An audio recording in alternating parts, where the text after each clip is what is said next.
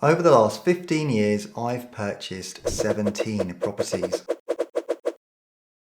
The total purchase price of those properties was just under 5.9 million. Those 17 properties have since become 27 properties, and today they're worth just over 10.3 million. That's more than 4.5 million of additional value. Now, you might assume that happened because house prices went up. Of course, rising markets helped. But over the last few weeks, I've been reviewing every project I've completed over the last 15 years. Every deal, every success, every mistake. Partly because I'm trying to work out what my next chapter looks like. And as I went through the numbers, I realized something I'd never really stopped to think about before. Much of the 4.5 million wasn't created by waiting for house prices to rise. It was created by changing the properties through planning permission, better layouts, extensions, conversions, refurbishments, and finding opportunities that other people had completely overlooked. But there was something else that I noticed. The biggest increases in value didn't necessarily come from the properties I had owned for the longest. They came from projects where I had made the biggest changes in the shortest period of time, and on some of my biggest projects. We didn't just create value once. We deliberately designed them so they could potentially create another layer of value in the future. In other words, we created value once and built in the opportunity to create value again. I'll show you exactly what I mean. I'm not going to take you through all 17 purchases today.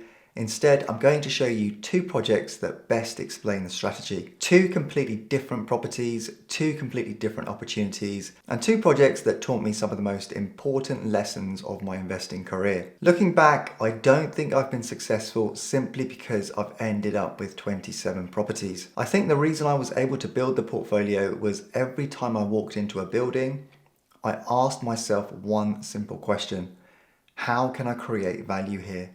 Not, do I think house prices are going to go up? Because nobody knows the answer to that question. Instead, I looked at what I could control. Could I improve the layout? Could I create another bedroom?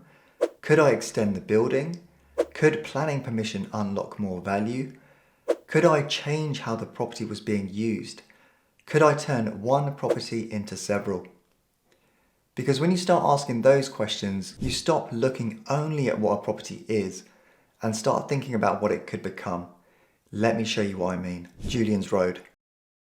The first project I want to show you is Julian's Road. When I found it, the property had already been sitting on the market for around 7 months. The estate agent was marketing it as a potential HMO, but I already knew that the area was covered by an Article 4 direction. So I thought the chances of getting permission for a HMO were probably very slim. Then the agent told me something else. The owner had already secured planning permission. The proposal was to convert the old chiropractic clinic on the ground floor into one large 2-bedroom apartment, while keeping the existing 3-bedroom apartment upstairs. Now, most people would probably have looked at this and thought, great, planning permission is already in place, the hard work has been done. I didn't, because when I walked through the building and out into the rear garden, something clicked. I realised by adding a carefully designed 2-storey rear extension, we might be able to create 4 separate 1-bedroom flats instead. This is what everyone else saw. This is what I saw.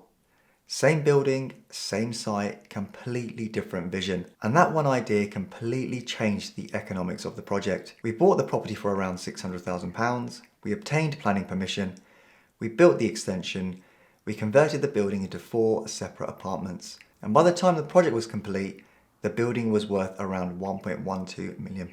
The value of the building has increased dramatically, not because we waited years for the market, but because we changed what the building could do. And this is where it gets even more interesting. We deliberately designed the apartment so that one day, subject to the relevant requirements, which in this case would be freeholder consent, I am the freeholder, they could potentially be internally reconfigured into 2-bedroom apartments. That could mean higher rents, higher values, and another opportunity to create value, without needing to build another extension. We designed the next opportunity into the project before we had even finished the first one. That is what I mean by creating value twice. But the lesson from Julian's Road isn't simply get planning permission. The real lesson is challenge the obvious answer. Just because somebody has already obtained planning permission, it doesn't mean it's the best planning permission. And just because a property is being marketed in one particular way, it doesn't mean it's the best use. Sometimes the opportunity is hidden in a different layout, a different use, a different planning strategy, or simply a different way of looking at the same building. But the next project taught me a completely different lesson, because sometimes the biggest theoretical profit isn't necessarily the best investment. Project 2, Essex Road. Essex Road was completely different. I found it on Rightmove. It had been sitting on the market because most people saw an awkward detached house on an unusual plot that needed a huge refurbishment. But what caught my attention wasn't actually the house. It was the amount of land around it. There was space at the front, space at the side, and space at the back. The garden was so overgrown that it was difficult to appreciate how large the plot actually was. Most people were looking at the building. I was looking at the land. I wasn't buying the house, I was buying the site. We considered several different options. One idea was to demolish the existing house completely and build 3 new terraced houses. On paper, that looked like the bigger opportunity, potentially even the bigger profit. But when I ran the numbers, it didn't make sense. The construction costs were much higher, the project was more complex, and the risks were greater. But more importantly, I kept coming back to one question: what is my plan B?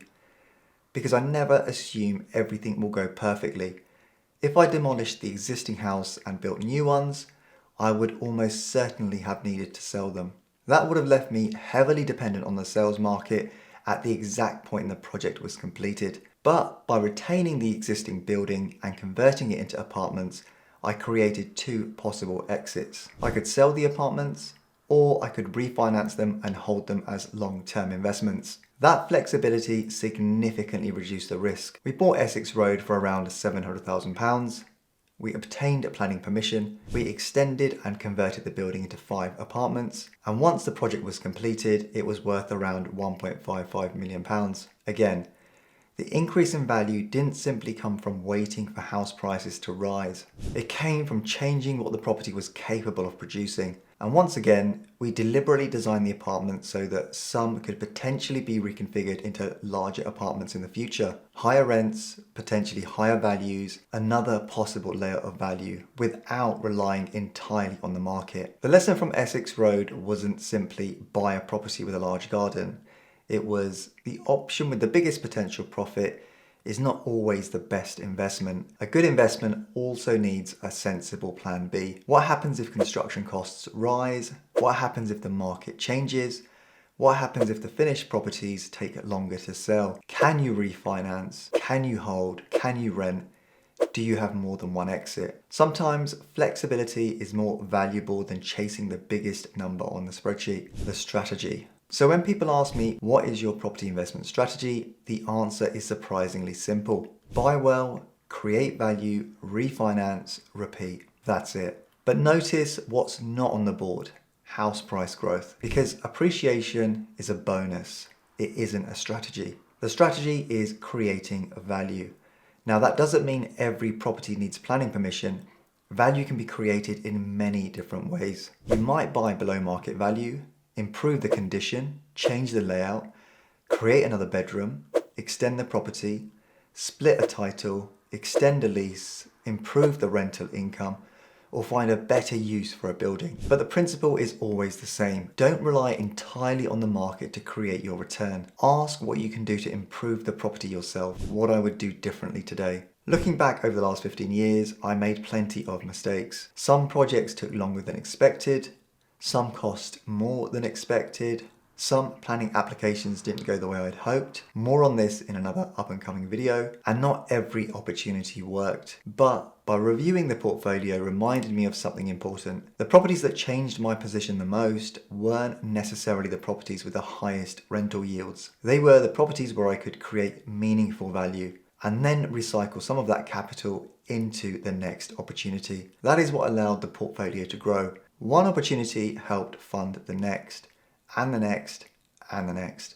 Looking back, I don't think building a property portfolio simply taught me how to buy property. It taught me how to think differently. Every property I look at, I still ask myself the same question. How can I create value here? Not will house prices go up? because nobody knows that. But I do know that good design can create value, planning permission can create value, better layouts can create value, extensions can create value, conversions can create value, title splits can create value, lease extensions can create value, and sometimes simply seeing something that everybody else has overlooked can create value. The market will change, interest rates will change, governments will change, tax rules will change, but the ability to identify opportunities and create value will always give you an edge. So the next time you view a property, don't just ask, what is the property worth today? Ask, what could this property become and how can I create value here? Because most people buy properties, professional investors buy opportunities. And before you go, which project did you find more interesting? Julian's Road or Essex Road? Let me know in the comments below. Thanks for watching, and I'll see you in the next video.